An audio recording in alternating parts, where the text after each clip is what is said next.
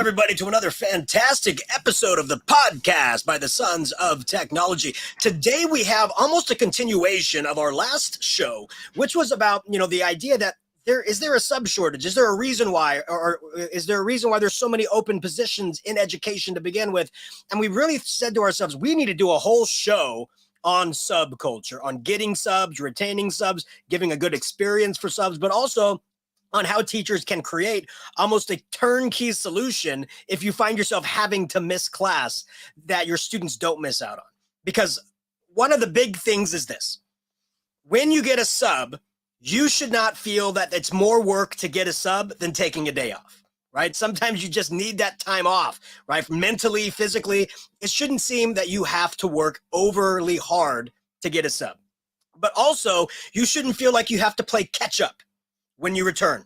You should feel like that what you've put in place of your students is a great experience, is a learning experience, and you don't have to play catch up. So how can we do that? So we have a great panel here to talk about ideas to create a great subculture in your class, your school, your district, and so forth nationwide. So let's go ahead and introduce our panel for today, and I'll go ahead and begin. My name is Joe Marquez. Currently, I'm Director of Academic Innovation for CUE.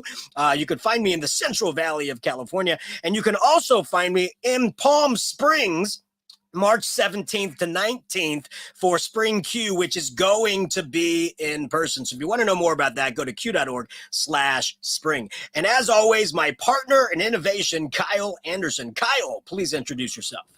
Good day, everybody. Yes, I am Kyle Anderson. You can find me on Twitter and Instagram at Anderson EdTech. I have a neglected blog at andersonedtech.net. I just have not had the itch to write much lately because of, everything that I'm sure everybody's going through. But I also have a book that is out on Amazon, barnesandnoble.com through my publisher, EduMatch Publishing. It's called To the Edge: Successes and Failures Through Risk-Taking. I would love for you to check that out. And then I also am on Peloton at Anderson EdTech. So if you are a Peloton rider or runner, you can connect with me there as well. So we have a couple of other guests with us as well joining us today. One I know for sure is new, first-time guest, long-time listener. And I'm not sure if our other one has been on before. I believe she has. So we're going to let Kim introduce herself first because I think she's been on the show before. I'm 99% sure I have. Good morning. I am Kim Vogie. I am coming to you from sunny Southern California, although it's California cold to me. And I am currently an online learning coordinator in a large district in the Inland Empire. And this is my 28th year in education. So just really trying to embrace the virtual school right now for the people I serve, and as well as reach out to a larger community. I have a 3,800 member group on Facebook called Empowered Adventure. The ED on empowered is the same as the ED on adventure. And we talk pedagogy all the time. And I have recently written a book. It is due to be out. I'm 99% sure it's going to be at Spring CUE with Joe and Kyle. And I'll be in that author panel is my goal and hope. And it's all about deploying EduProtocols, which are going to come up later in our conversation today as we address some sub issues and just trying to have great pedagogy, whether you are in the classroom that day or out of the classroom. And I will hand it over to a new friend, Andy Losick. Hi, everybody. Yep, my name is Andy Losick, and I'm coming to you from, it was sunny here in Southwest Michigan. The clouds are coming in, very cold. Currently looking at about, it's all the way up to 28. So I'm going to need to spend some time outside, but we've been in a deep freeze and a lot of snow lately. But I've been in the classroom 27 years now, and I'm an elementary STEM teacher. Before that, for I think it was almost 16 years. I was an elementary technology teacher that we've moved over to into a STEM setup now. And this is a topic that really hits home with me because I'm at two different schools. I see 25 different groups of kids every week. And so sub plans and that type of thing has been a challenge that I've kind of developed some techniques for. And while you all are at Q, I will be at McCall. That's Michigan's version of Q, about 5,000-6,000 person ed tech conference every year, one of my teaching highlights of the year. And so it's on the exact same date. And sometimes they're opposite or whatever. And I hope to make it to Palm Springs someday. But really looking forward to getting back to our very vibrant Michigan ed tech community that way. Doing that. Yeah, we need to have a conversation between the leaders of McCall and the leaders of Q about staggering that schedule a bit, because I've always wanted to go to McCall myself, and it is always the same weekend. In fact, I remember one of the keynotes that did McCall, they did their speech on, I think, Thursday morning, and then they jumped a plane and was in Palm Springs for that night to keynote the spring Q. So I don't know, Joe, do we know anybody in Q leadership that might be able to talk to McCall leadership to get this thing staggered out in the future? I think we can, right? And we could definitely do some swapping of the minds as well. I mean, I wouldn't mind hopping over to Michigan one weekend and hopping over to Palm Springs the next, right? So, maybe we can get the executive directors together and maybe, have this partnership of you're on this weekend, you're on that. I mean, I'd love it. I haven't been to McCall ever, and I'd love to check that out.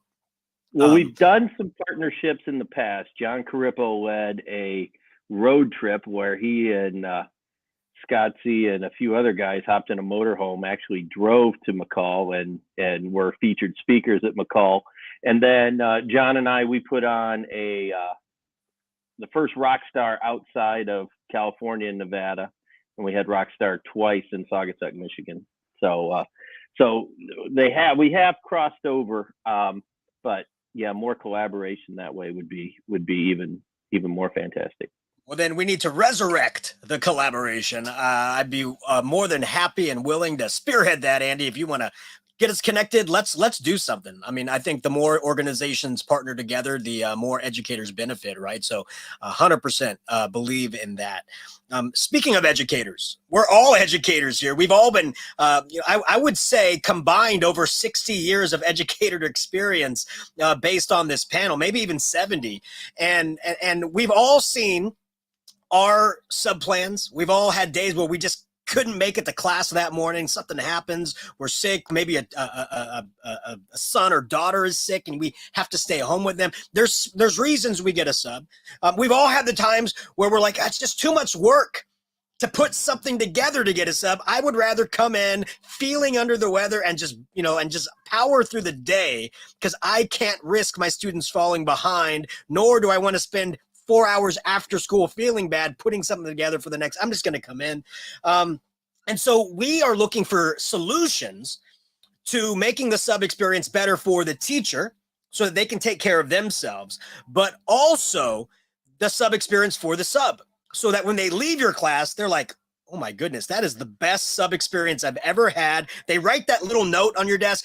Thank you so much. Here's my sub number. Call me directly. I'll sub for you anytime. That's always the greatest feeling, because you gave a great experience to another educator. And so how do you do that? Right. And so we're going to talk about some of our stories subbing, some of our experiences subbing, and then some solutions to have some turnkey ideas for that. Now, I want to preface this again.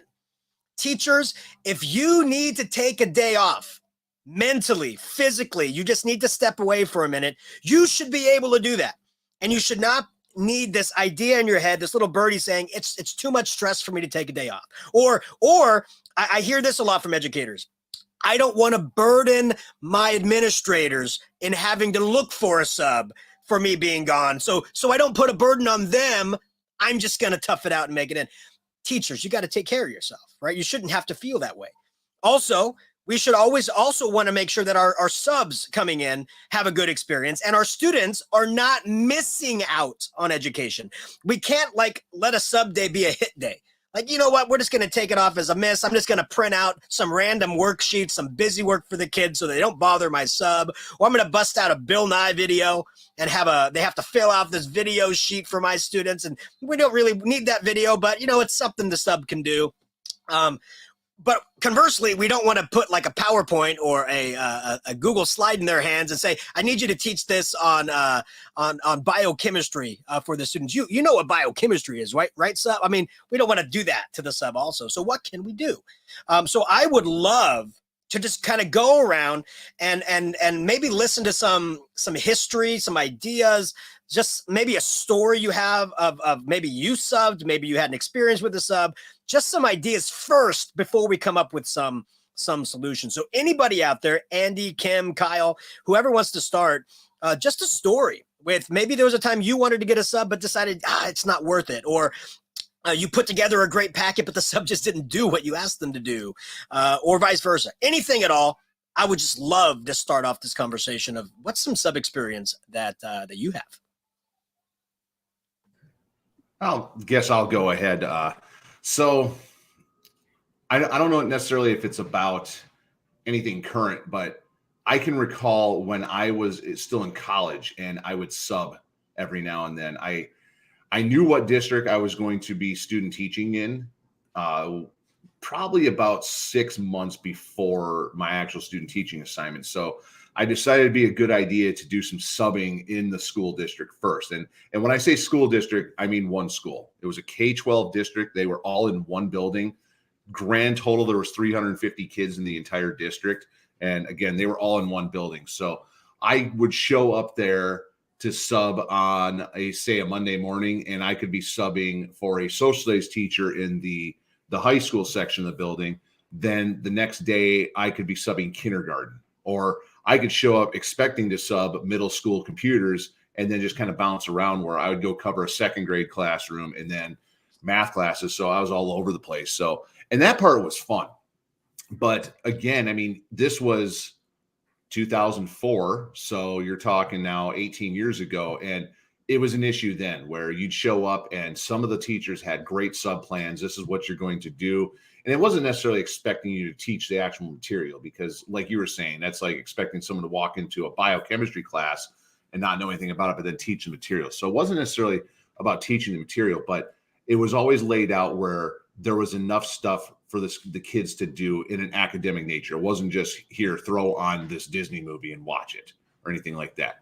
But then opposite end of the spectrum, you did have those classes where you show up and here, let's watch this movie, or there was nothing at all and you had to pretty much entertain them, which when subbing in elementary classroom, that was a little bit easier. Trying to entertain a bunch of 6-year-olds is a lot easier to do than entertaining a bunch of 16-year-olds. So, but I mean, it's probably been an issue for as long as substitute teachers have been needed, is good sub plans versus bad sub plans.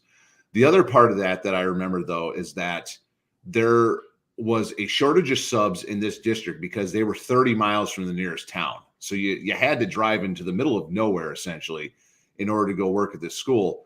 But there really wasn't much incentive. So they paid $55 a day for subs is all. And at the time, as a college senior going into student teaching, I'm thinking to myself, you're going to pay me $55 to come out here? This is great. So I thought it was amazing. So I would get paychecks from that school district because I was subbing 4 or 5 days a week. I was getting weekly paychecks of $250+.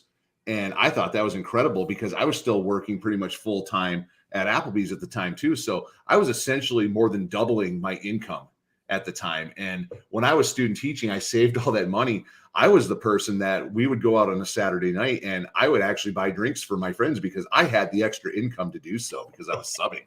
So you were the third leading industry in Marquette, Michigan at the time, I think, essentially right behind the university and the copper mine.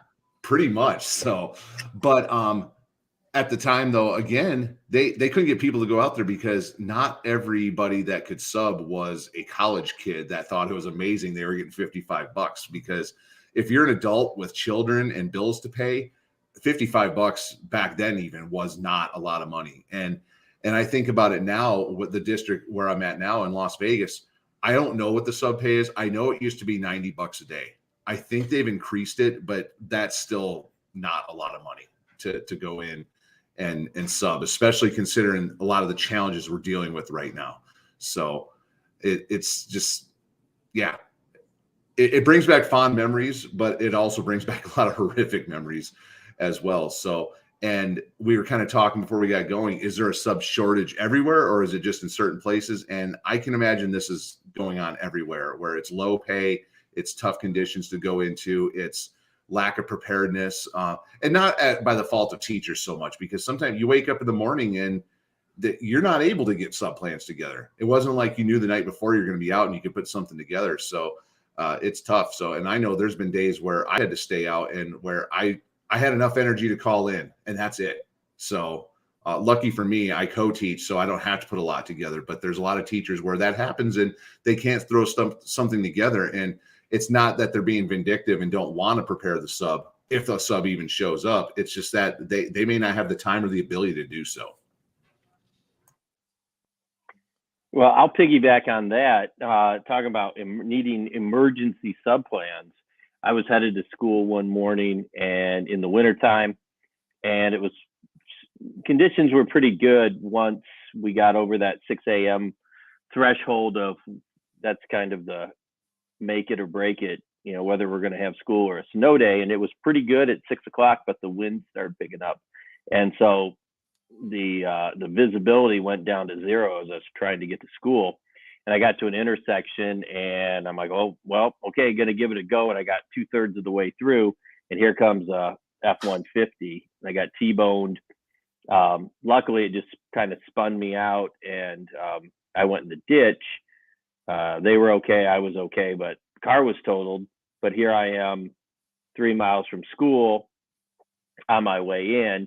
And what are we going to do now? Because I've got a Ford Escape that's a bent in half and I'm not going to be able to teach. And so as I sat there and waited for the tow truck to come in, I was able to get Google Docs on my phone and I was able to cobble together some past sub activities that way. And so the technology was very helpful that way. But I realized that a lot of the activities that I had been leaving for subs were ones that my kids really enjoyed, that they were very engaged with. And so it made it nice. Like that showed me that, okay, these are the exact type of things we need to leave for teachers, because like you said, you know, whatever the circumstances might be, like, you know, I had kind of some sinus trouble the night before we were supposed to go back at Christmas time or go back to in January 2nd. And I said, oh, I better take this COVID test that's laying around. And sure enough, I was positive here at 8 o'clock the night before school had to come back. And so now I was like, okay, how am I going to, in an unforeseen amount of time, how am I going to lay that all out? And so, you know, having some of those go-tos, you know, we're able to do that way. So I subbed for 6 months way back in 1994 before I got my first teaching job, because I finished my credential the December of 93. And so you usually don't get hired mid-year, but, and I subbed all elementary, and, you know, the varying degrees of sub plans. And there was no technology at that time in the classrooms like we have today. And you'd get the long copious notes that told you exactly step by step. Or you would have the nothing. So I literally had a bag that I kind of had a day, you know, an elementary day based around like a picture book. And I took a set of copies with me everywhere just in case I needed to have something, you know, to entertain and teach kids if there were no plans. So kind of that bag of tricks idea that it's good to go, like just insert that, is kind of where I think some things that we can do now to solve this problem is going to be something really beneficial. But I do have to say, I subbed a couple of years ago. I was a technology TOSA in my old district, and I got called to sub kindergarten, which is like not my jam, not at all. But when students know the routines of the classroom, and that's part of what I want to pose as a solution. When students know the routines, they'll keep that sub in shape, because I didn't put the stickers in the right place. I didn't do the calendar right. And these kids were letting me know what I needed to do. And when we empower our students to kind of take over and know the systems and how things roll, we're in good shape. This classroom happened to have a slide in it. It was built in like the 60s, and in the middle of the room there's this slide, like you walk up a big ladder and go down this slide. And it was a Friday, and this was a really special thing. On Fridays everyone got to go down the slide, and I didn't know if they were yanking my chain or really telling me the truth about this. And so anyway, you just have to, at that point you had to trust, because you're like, oh well, I'm just here for the day, man. I don't know. And nobody was, it was safe, and we did one at a time and blah, blah. But as a sub, you have a little panic in your heart. And now I was a district employee, so I was fine with all that. But I imagine just coming in there and getting paid $100, $150 for the day. And you're like, sure, I don't know. I mean, there's a little bit of a level of responsibility where you're like, I don't know if that's out of my scope of what I should be taking care of here. So in the end, were the kids safe? And that's the biggest thing, of course, is ensuring that students are safe, and that everyone got to if there were a bus or got in the car line in kindergarten, So we can absolutely put some things into place, I think, that would be helpful to our K-12 teachers and for the subs, so that they don't have that feeling of, am I doing the right thing? So. No, I agree 100%. Well, number one, with the kindergarten statement, because I've had many of friends right now who are TOSAs. They have been put into a kindergarten class to sub, and they're like, God bless those teachers, because it's easy to say, oh, kindergarten teachers, face paint and numbers and colors, but it is like the beginning of these kids identifying sight words, and it's a whole different beast. I love kindergarten teachers. Well, and it's also tying wet shoelaces, which is just really, when it's your own kid, that's one thing, but when you have to tie wet shoelaces, it's just really gross. And why they're wet. That's where I'm going. Yeah. Like, I don't.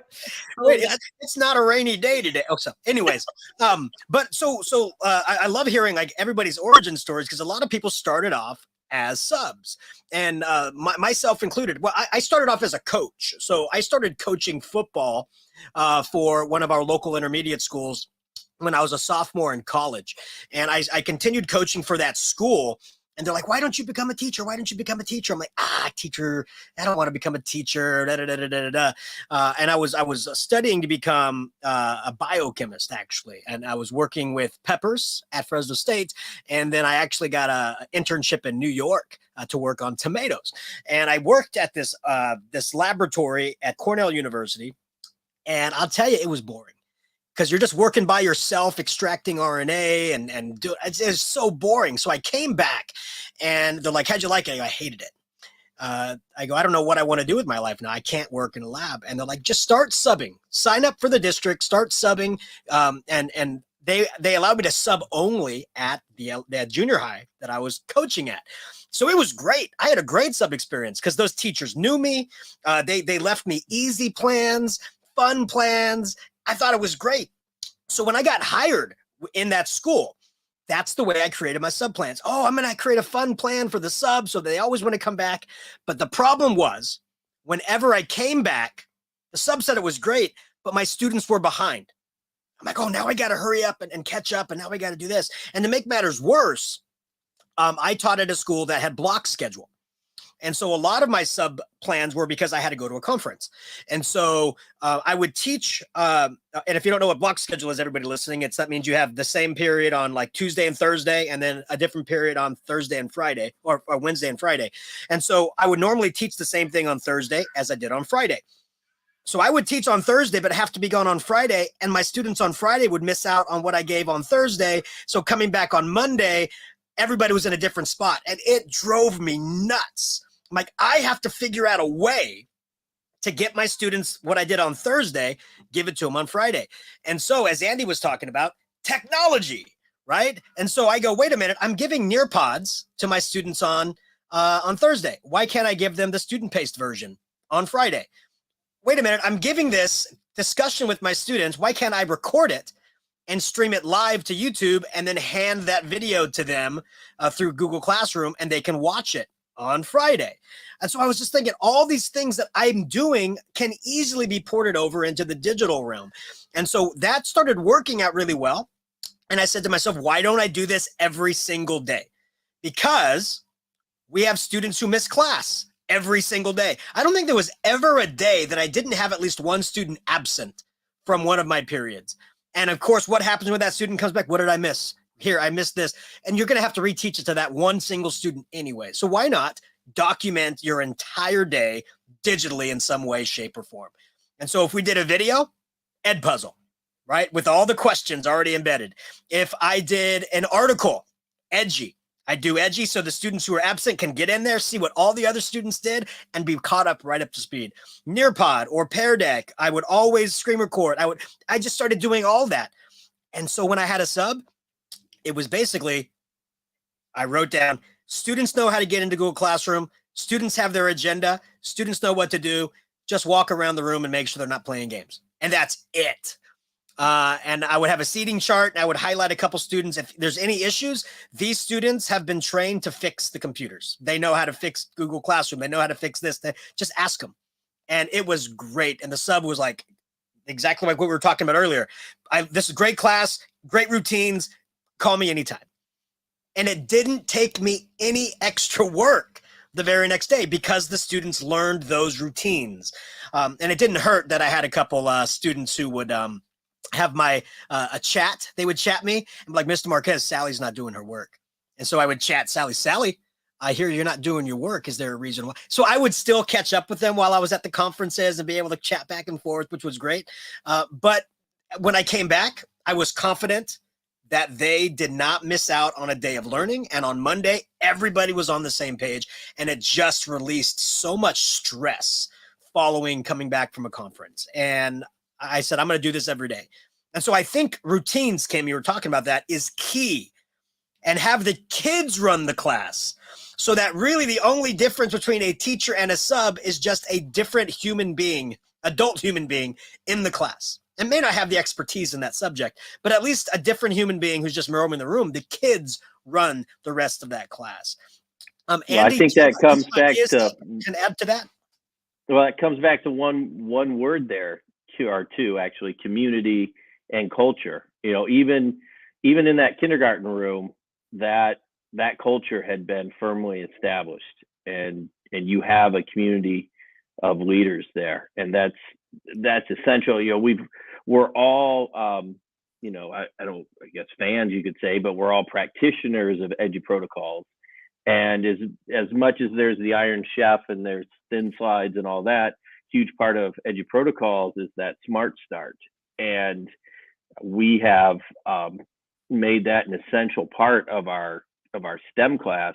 And, you know, that's the biggest thing for me when I lead those sub plans, is I often put, you know, play up the fact that you are new here and the kids have done this before, and really, you know, rely on them and depend on them to make sure this stuff runs right. You know, as John Carippo says about culture, you either establish that culture or you just roll the dice. And so, you know, whatever time you spend at the beginning of the year establishing that culture, or year after year, like I get to see the same kids from kindergarten all the way through fourth grade, that saves you a ton of time on that sub planning and worrying about what things are going to be like, because you know that they act a certain way without being told that way. So I went back into the classroom in fall of 2019 after being a tech TOSA for 8 years. And I established everything with Edu protocols. Like, I was going to town with it. It was awesome. And up comes my first sub day. I had actually broken my hand 2 days before school started, my right hand, 2 days before school started, and I needed surgery. And I had to just be out the one day to go get a consult. And I'm like, oh my gosh, I'm writing sub plans on like the third day of school. And I was typing, or actually I used Google Docs voice to type because I couldn't write, and leaving out, you know, all these steps because everything was new. Like, this is just awful. And the next night was back to school night. And I'm standing there with my broken hand and telling the parents, I'm going to have surgery tomorrow, which was a non-student day. And I had the long weekend of Labor Day to heal up. And I said, I'll be back Tuesday. They're like, but you're having surgery. I'm like, yeah, but I'm not writing sub plans. And I really was fine to come back because I was in a cast and everything. It was fine. But subsequently, any other sub days, like, you have that, you want the day to be the same as if you were there. So you spend all this time writing out like every little step, and it takes you 6 pages of writing or typing to leave everything for the sub. And you're using a pack of sticky notes to label everything. And as we got more in the year of using Edu protocols, the kids, they're so smart. They're like, well, Mrs. Vogie, why don't you just leave Edu protocols for us while you go, because we know how to do those. And I'm like, oh my God, you're brilliant. And so I said, okay, how about this? You tell me which Edu protocols you want to do. And so they're like, well, we want a random emoji power paragraph, we want an Iron Chef, and we want, 8 parts, whatever it may be. So I said, okay, great. Whatever I was going to do for social studies, I'm throwing into that Iron Chef. Our grammar was going to be 8 parts anyway. I'm going to change up the picture and the random emoji power paragraph. You guys are going to focus on the positives. And in like less than an hour, easily, and very little prep because the masters are already made. If I send them out digitally, we're good. I know some schools don't want subs using the technology, so you have to, maybe pivot and run a few copies off for that. But many of the Edu protocols can be done paper pencil. And so you still get that same effect, and the kids still know the routine. And the sub wrote me a letter. She's like, oh my gosh, the kids didn't even need me. I was here just answering a few questions and making sure they were safe. And I'm like, that's what I wanted you to do. They knew what to do. And it was like glorious. And so that's where I'm just like all about the Edu protocol being good for kids, good for teachers, and now good for subs. Imagine if your school embraced Edu protocols as creating a school culture then. So even if you have to go cover for a teacher, which is happening now all the time, teachers having to cover for each other during the pandemic, you go cover and you're like, okay, I'm going to throw in a random emoji power paragraph. We've practiced some writing. We did not have an academic loss today. And you train your subs in the Edu protocols. And then like, it's such a win to have everybody kind of on the same page, but we're not on the same page, like where it's, I'm just on a script. It's still got the 4 C's involved. We're still having some critical thinking and collaboration and good learning, and not just something out of a package. Yeah, and I think one of the key things that you said, Kim, was training our subs, right? I think a lot of times you get a a sub pool and you hire them and they're basically just on call. They just fill in, and you don't really give that extra training to subs. And I know in the district that I was in, when we did like tech trainings and stuff, we opened it up to subs as well. If you're a sub and you want to come in and learn some of these things, you can, but it wasn't required. And another, it probably wasn't paid. It wasn't paid. paid. Invest in your people. No, exactly. You've got to go ahead and throw them a bone, because completely. And another thing is culture. Right. And I waffle back and forth, and I'd love to hear your thoughts on this, because there's a difference between choice and having something that is, almost turnkey in every school. And imagine if you have one school that says, we choose to use Microsoft products. And then another school, we choose to use Google products. And another school says, we choose to use all the Apple products. And you have subs who are going to all these different schools. They're not trained in all of these, and they don't know. Right. Do you think that if a school district chose a pathway, like we're going to use this LMS across the district, we're going to use this ecosystem across the district. Now you can decide how you use them, right? I think that's one of the great things about Edu protocols is it doesn't matter which ecosystem, you can still use them, but you choose how to use them. But do you think there's a crossroads between giving the teacher the ability to choose what to use, and then also maybe a saving grace of having a district say, hey, we're all going to use this ecosystem because our parents will know what we're using and they can help their kids at home. Our subs will know what's going on so they can easily help in the classroom. And what is your thought on that, on kind of creating a streamlined system within a district rather than allowing too much choice? Now, this is where the intricacies of the Nevada Constitution benefit me. So I think I mentioned it on the show before, but for those that don't know, Nevada is very unique in that the Nevada Constitution, written back in 1864, stipulates you can only have one school district per county. We have 17 counties in the entire state. So we have 17 school districts. Clark County, where I am at, has over 300,000 students. Esmeralda County, a couple of hours north of here, has less than 50 students. So it's crazy. It's nuts. It makes no sense in the world we live in today, but I digress.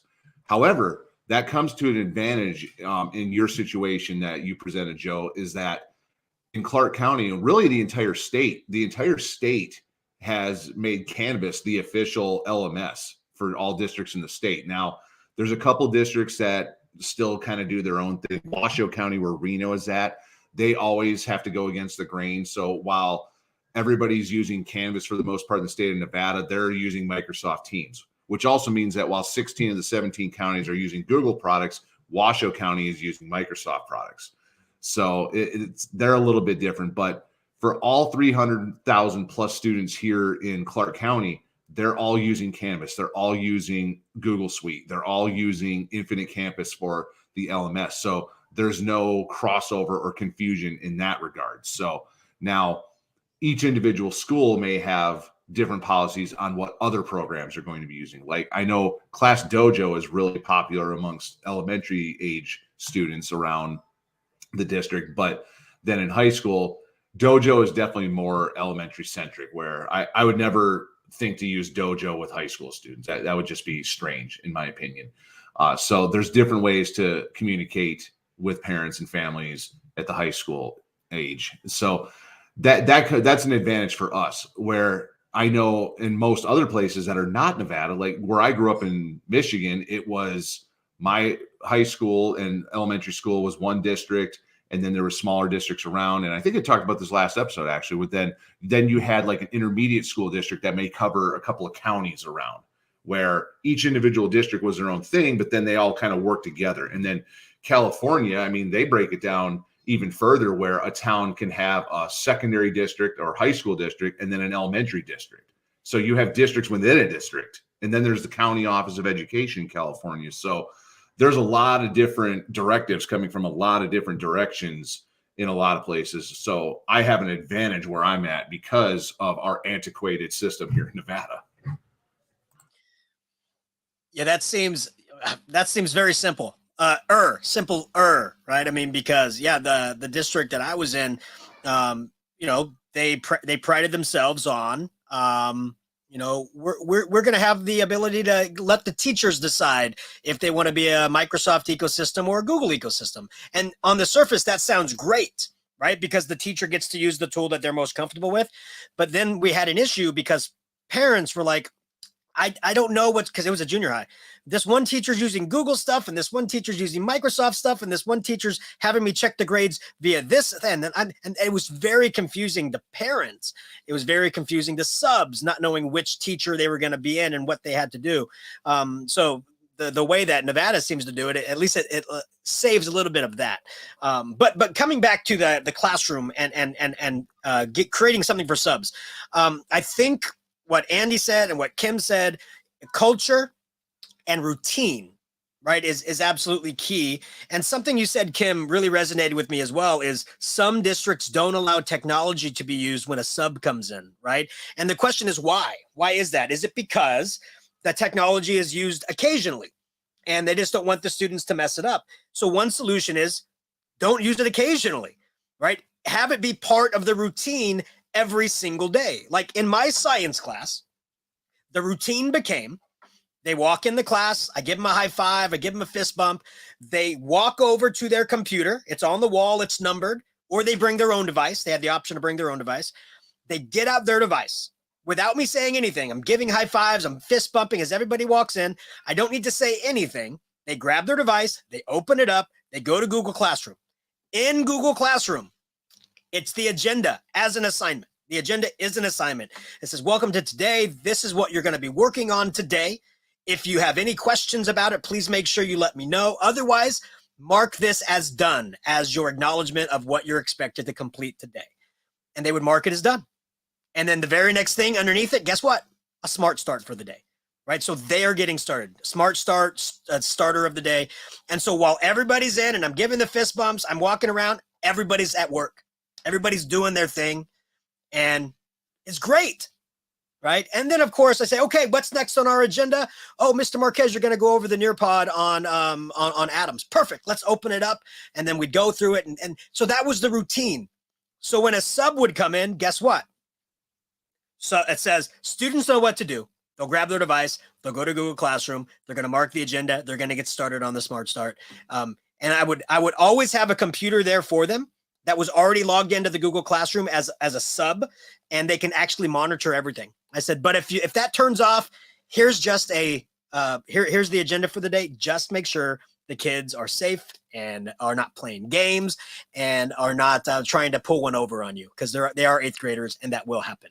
And it was great because of the routine, right? And I think, like Andy, like you were talking about with kindergartners, the kindergartners know the routine and they're perfectly happy calling out any adult who is not following that routine, right? Oh, absolutely. They're their classroom posse right there. They a lot of vigilante justice going on in kindergarten classrooms. Exactly. So creating that culture, creating those routines, creating those activities that, and I think people need to understand, like an EDGE protocol is a framework. It is not a same thing every time, right? There's adjustments that can be made. It's new material being taught. It all depends on the students on how they're going to use it. It's not like a turnkey thing. It's a framework that the students have learned how to use and can successfully complete independently. And I think that's the key part to this. Do you think that, I want to ask this question because it might ruffle some feathers, but it's all dependent upon how the district determines this. Like Andy, when you took the test and you had COVID and you had to be out, you probably had to be out for a certain number of days of quarantine, what have you. Are there like COVID time off, or did you have to take sick days? Did they get removed? How was that counted for you or against you? How did that work when you had to stay? To be honest, I don't know. In last year, anything related to COVID didn't count against sick days, but Michigan legislation has changed on how they're counting days. And so it might have cost me a couple sick days. Now, what was fortunate for me was that Wednesday, Thursday, and Friday of that week were snow days. So they didn't end up counting either way, sick days. But that's the thing, right? When our teacher's sick, I think of two of my colleagues who had thyroid cancer scares and both had to have surgery. And one was a kindergarten teacher, or one is a kindergarten teacher, one's a first grade teacher. And I was just thinking about how scared they must have been, but yet they had to do all that prep and sub plans for running that community and stuff there. So, going back to your original question, though, I'm not sure how that all. Luckily, I've been doing this for a long time and I'm rarely sick. So I've got quite the bank of sick days banked up. So if I lose 2 or 3 there, okay. Yeah. Well, and I asked the question because I would never, ever, ever ask a teacher who's using their sick days to continue to do work from home. Right. I want to make sure I say that. But if you're in a situation, and our admin's been really good about that. I was at a middle school staff meeting the other day, and their principal said, I was working, you guys know, I was homesick. I was working on this vacancy, but don't let that be the model. Don't feel like you have to do that. When you're sick, you've got to take care of yourself and you've got to get yourself so you can be back here and be 100% for your kids that way. Exactly. And so when you have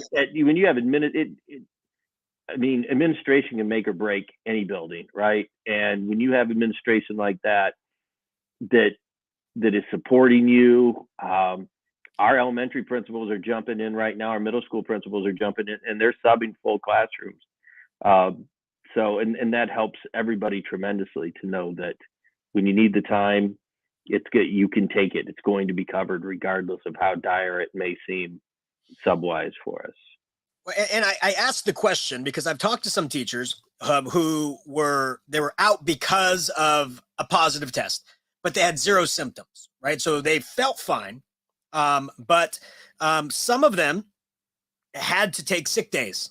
And if you're taking a sick day, I mean, you shouldn't have to work because you're taking that time off.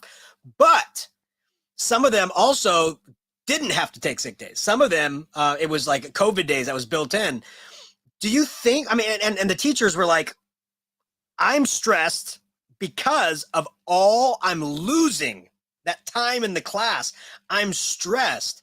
And they're asking, do you think I should be able to post assignments through the LMS for the students to do as my subplans if I'm off? And my response was, if you're taking a sick day, that's going to be up to you. But if you're taking those COVID days and you feel fine, you're not sick, and it's going to cause you stress for missing all these days, definitely talk to your administrators to see if they'll still allow you to post the subplans virtually and stuff, right? What are you guys' thought on that? Because some people are like, well, no, if they're making me stay home, I'm not going to do any work. But others are like, it's too stressful, 10 days away. I want to keep posting. Yeah. I want my students to keep moving. What are your thoughts on that, on kind of posting, almost still hosting the class from home, almost a reverse hybrid, right? Or a reverse virtual where the kids are face-to-face, but you're at home. You think there's a model for that where a teacher can work from home and teach a class where there's another adult just making sure everybody's safe? Well, I think it needs to be a case-by-case basis, because I know some other California educators who that became the expectation of them. Whereas, if you're able and you're willing and you feel good about that, like Joe, you were talking about how you might be at a conference, but you're getting chats from kids telling you about what the climate in the classroom is, and you're kind of putting out a fire here or there. Like, I remember when I've been sick before and I've been in bed and I look at my laptop and I check to see what results are coming in on the Google form that I left as an assignment, and okay, good. Looks like we've got engagement. Now I can relax, and now I can take a nap here and try and get healthy. So I think it would be tough to make that the expectation, yet I don't think you want to restrict anybody that wants to still be able to kind of keep a handle on what things are going on. Probably help you get better in some cases. You feel better about how things might be happening. Yeah, I think there needs to be some flexibility in that as well, because, I mean, if you're able to do the work, why not? So I had a situation about a year ago where it wasn't even me that was sick. It was one of my kids that were sick. I had to stay home with them, use a sick day and whatever. And I had an IEP scheduled for that day.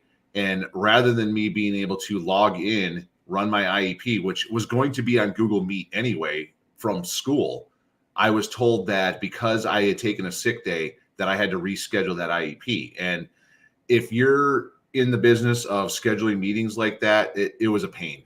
Now I have to put in the work of contacting that parent saying, hey, we're not going to be able to do the meeting today, which by the time I was able to actually make that contact, I could have had the meeting. So that was very frustrating. And I didn't blame anybody under like directly supervising me or with me. To me, it was just a not good policy coming from higher up, which it made no sense to me. So, I mean, eventually I was able to get the meeting scheduled for the next time I was going to be in school, but still, it's like there has to be some flexibility in that. If you're able to do it, then you should be able to do it. So I just think that that's a waste of time and effort at that point in that case. So, and I was thinking about this a little bit too. Kim, you mentioned something a while back in the conversation about how putting in all the work to put the sub plans together and then wanting it to be like you're actually there. I'm sure there's all of us in this situation have also felt, if you've ever worked block schedule, where if you miss one day, you might as well miss the next day or do the exact same thing you left for the sub the next day with them, because when you miss that one day, then you're playing catch up on stuff. There's like, it's amazing how much work piles up when you miss a day, and you end up, and for me in the past, it's been a lot of like Now I need that day to catch up on what I missed yesterday. So I'm going to use the same plans with the kids, but I'm actually going to be here for them. And I can be a little bit more effective than somebody that was in the class the day before. So I know that's really just out of context for this, but it was something that was like really kind of bubbling in my mind for like the last 20 minutes since Kim, you mentioned that. So sorry to kind of divert off the path. So I'm going to well, and I don't think there's anything wrong with that. I think one of the things that we often talk about is how kids need reps to do things. And if you left good quality activities, like I've done that where maybe I'm out for Monday, and the way my day works is it's Monday. I'll see half of the elementary school. I'll see it goes 4, then kindergarten, then first, then second, or third, then second, right? So I see one section. Next day, I see the other section in that building. I go to a new building and see the first section, second section, like that. So it's a repeat of 4, which really helps sub-planning when I have to be gone multiple days, because I do it once and I could be out 4 days in a row, right? But like if I have to, like whatever I left for subs, like if I'm out that Monday, we'll likely do that on Tuesday, Wednesday, Thursday with those kids, and then Friday, we don't have enough time for me to plan how Friday schedule. But anyway, but yeah, it often gives us times to do those reps, and you can reset all of your kids that way. Just give them practice on things that you're continuing to work on. No, I mean, I love that. I mean, it's the idea, Kyle, that you're talking about having the same, like on a block schedule, having the same thing on one day to the other, that would be ideal, right? And then Andy, you saying you can do kind of the same stuff Monday, Tuesday, Wednesday, Thursday. Don't talk about Friday. It's crazy. That's ideal as well. But again, it comes down to what Kim was talking about: routine and culture.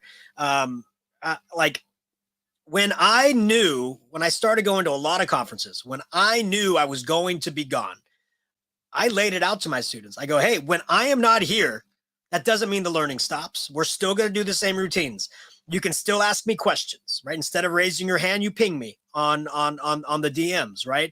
You still do that stuff. I told them, I may need you during class because there's a couple of times where I was teaching a topic at a conference, and I go, hey, it'd be great if you can see me posted in my class right now and see the kids actually working on it right away. And so I did that for National Science Teacher Association, one of their national conferences. I did a Flipgrid session with Flipgrid. It was one of the first ones that Flipgrid did. And in the session, I said, if you want to know how Flipgrid works, let's ask my students. And so I went on to Google Classroom. I posted a Flipgrid. I said, hey, kids, I'm at a conference right now. The teachers are wondering how you like Flipgrid. And all of these responses started coming in. And the participants responded back, and the kids responded back to them. They go, how did they do that? I go, they know the ping. When a new assignment is posted, they look, they see it, and they go, but how do they hear it with the computers in the cart? I go, they always have their computers out. That's the thing. You always have it out. You never tell the students, keep your pencil in your backpack until I tell you need it. It's expected they have it out.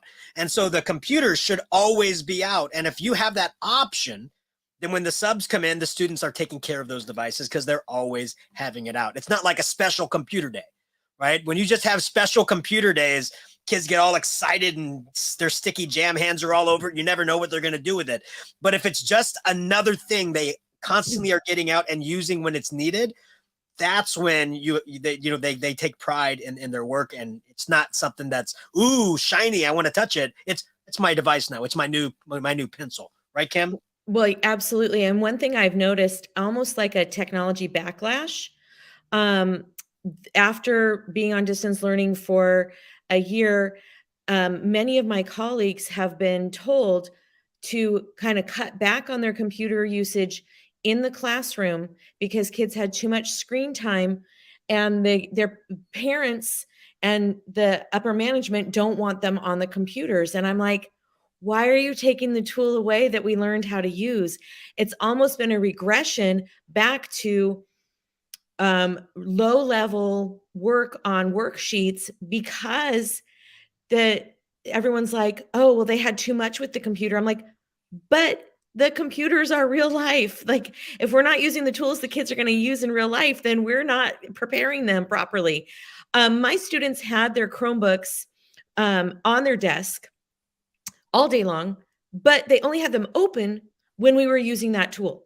Just like you were saying, you put your pencil away when we're doing the oil pastels. Like, that's got to be put away to work on the art project. And so when we weren't using it, it was shut, the lid was closed, and we may have been using a book or whatever. But when we needed to access the technology, it was there and ready to go. That was part of the morning routine, was getting the computer on the desk, not opening it, just having it on the desk ready for when we did need it. And so I'm really sad that there is this backlash against being like almost anti-tech, because people don't want kids looking at screens. But it's not like a single rider option where they're just interacting with the screen. If you're using something like an Edge protocol, let's say a cyber sandwich, I can read the lesson on a piece of paper or out of my textbook. I'm going to go on the computer and type up my notes. I'm going to engage in a conversation with my partner, and then I'm going to go back and type the paragraph. Or maybe I even have them write it by hand. I'm using it as a tool. I'm leveraging that technology to take those notes and learn that skill. And so I worry about that we might see more of that, and especially kind of tying the hands of subs not being able to use the technology. Now, I do see some merit in that, in the fact that if the kids are inappropriate with the technology, then it becomes the sub's problem. And like, you've got the kid going and doing the wrong thing in the wrong place at the wrong time. So that might be the stopgap of why they're telling subs not to use technology. But if we don't start leveraging this the way we need to, we're not going to create the kind of kids who are going to be able to go out and do the jobs that they need to do when they get out of school. Yeah, that again, it goes back to that culture, right? Again, if you are only using the technology occasionally, the students, this switch flips, like, ooh, computer, yeah, and then they're gonna goof. They'll goof off in your class. Definitely goofing off with the sub. If it's something they use every single day, that off-task switch doesn't flip, because they're just used to it. It's there. It almost becomes a part of the desk, right? That's the important thing. As we're winding down, I would love you to kind of give your last pitch of, how you can make it easier on you to do a sub plan, or how you can make it easier on the sub. Just your last quick little pitch, tip, trick, what have you, for a teacher going, okay, I have to do a sub plan tomorrow. What should I have done previously to prepare for it? Or what can I do today? Let's start with Andy. Andy, it looks like you're shaking your head like you have something to say. Yep. All right. So for this, I'm going to go to the Greatest Hits album, where, and what I mean by that is I'm going to think about, what are the activities that my kids love the most? What are the ones they're the best at? What are the ones that are the most engaging? One of my favorite, like, old timer sayings is that idle mind is the devil's workshop. So as engagement is your number one behavior strategy. Hey, the sun just came back out, as I said that here in Michigan. Engagement is your number one classroom management. As long as the kids are engaged productively, you're going to have fewer things to worry about, and your subs are going to have fewer things to worry about. So I want to throw something out there that my kids are really good at, that they can get deeper practice in, and that they're going to be engaged with. And nobody was ever engaged by a worksheet. So everybody keep that in mind of what Andy is saying. And if you're like, I have my binder of worksheets I can just hand out, nobody's ever been engaged by a worksheet. Kim, the all-time favorite number one Billboard hit, though, is a zip line. I hang fish line from one end of the STEM room to the other, give each group a tub of Legos, and they have to build something that goes down the zip line and go through that engineering process. And I mean, I could run to the store during a kindergarten class and come back and things would be fine. So yeah, plug for the zip line there too, engagement wise. Kim, what about yourself? Don't leave the thing you don't like doing for your class. Don't leave the packet of Greek and Latin roots that you didn't want to teach. And also don't leave necessarily something new, because it is a great time for the reps and the practice. And I'm a big believer in edu protocols, and that's what Andy and I have talked quite a bit about and bringing those up. And they will make your teaching better and your student learning better. And so therefore you can have that go right into what your subs are doing. And it just makes everyone, like, it just works. After doing this for 28 years and trying every different thing under the sun and wanting to be a teacher since second grade, edu protocols are what allows me to be the teacher I always wanted to be, and allows my students to do the learning that they need to do with success. And so if it's going to work for me in the classroom, it's going to work for my sub and work for my kids. Perfect. Kyle, what about you?